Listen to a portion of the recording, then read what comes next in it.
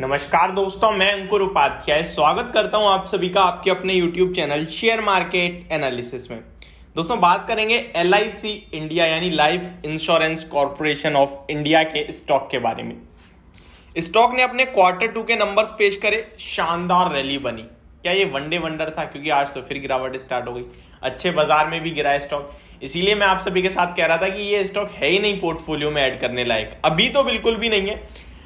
आप मेरी ना बातों को समझने की कोशिश करो जो मैं कहना चाहता हूं। काफी सारे लोग भावुक हो जाते हैं बहुत जल्दी और समझ नहीं पाते जो कहने चाहते हैं हम।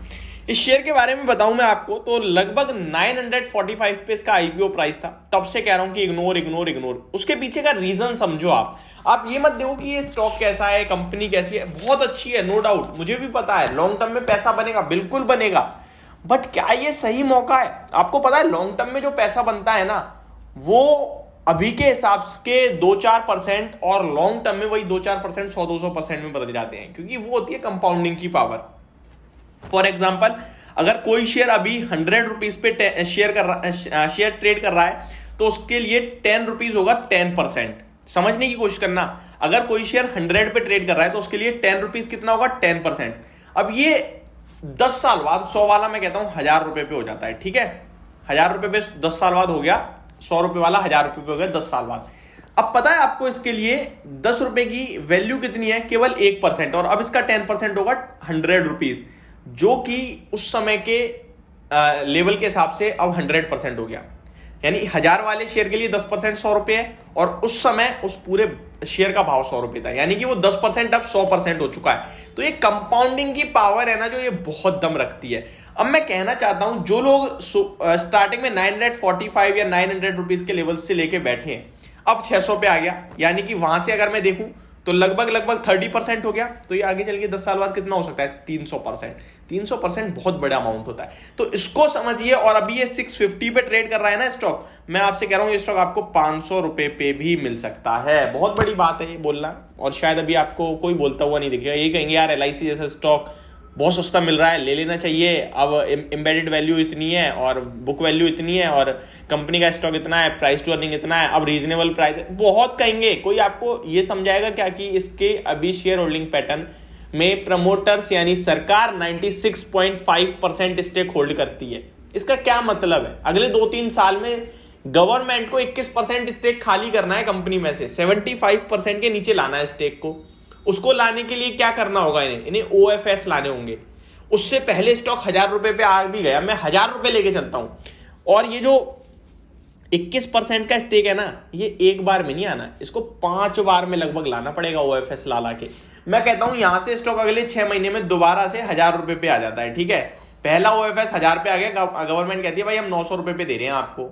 900 का आ गया OFS, 900 पे आ जाएगा स्टॉक। और जब 900 पे OFS आएगा तो स्टॉक का प्राइस 110% 900 के नीचे जाएगा ही जाएगा, क्योंकि OFS जितने पे भी होता है उसके नीचे जाता है स्टॉक। अब मैं मान के चलता हूं 900 पे भी आ गया, एक OFS आ गया, 4 OFS अभी भी रह गए। स्टॉक ट्रेड करता रहा 950 हो गया, फिर सरकार कहती है हम 850 पे दे रहे हैं, फिर 750। तो इस तरीके से OFS जब जाएंगे स्टॉक का प्राइस नीचे जाएगा। तो जब तक गवर्नमेंट का स्टेक आपको 75% के आसपास आता हुआ ना दिखे, तब तक समझ लो ये स्टॉक ऐसा है, खरीदो बेचो। ये नहीं होना चाहिए मैं 10 साल के लिए ले रहा हूं, मैं 20 साल के लिए ले रहा हूं। 10 साल के लिए 20 साल के लिए हम तब लेंगे जब इस स्टॉक में गवर्नमेंट का स्टेक 75% के समथिंग का हो जाएगा। कहीं ना कहीं ये जो OFS आने का डर है, लंबे समय में वो आ जाएंगे। अब IRFC का हाल देख लो ना, आज तक नहीं ऊपर निकला। क्वालिटी स्टॉक है, no doubt. Under book value trade कर रहा है, 32 रुपए की तो बुक वैल्यू है, 25, 26, 24 रुपए पे ट्रेड कर रहा है। क्यों भाई? 86-87% का स्टेक लेके बैठे हैं लोग। कैसे उसे नीचे लाना होगा, उसके डर की वजह से स्टॉक ऊपर चल ही नहीं पा रहा, उसमें भी OFS आएंगे।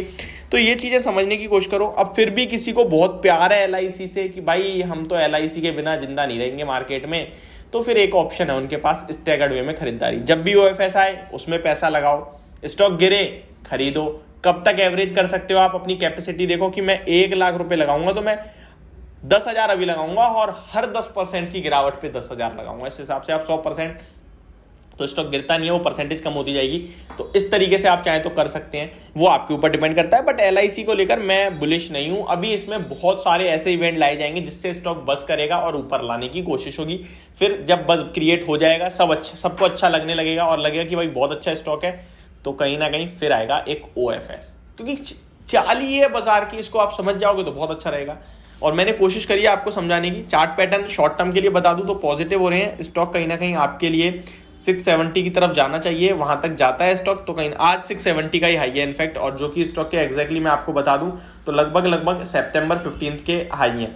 तो वही स्टॉक के लिए लेवल्स हैं। अगर इसके ऊपर निकलता है तो और तेजी बनेगी स्टॉक में, जहाँ पे इजीली आपके लिए 700 रुपए तक भी जा सकता है स्टॉक। तो ये होगी मेरी वीडियो LIC के स्टॉक को लेकर। होप आपको वीडियो समझ और पसंद दोनों आई होगी। Thank you so much for watching this video. Have a great day guys.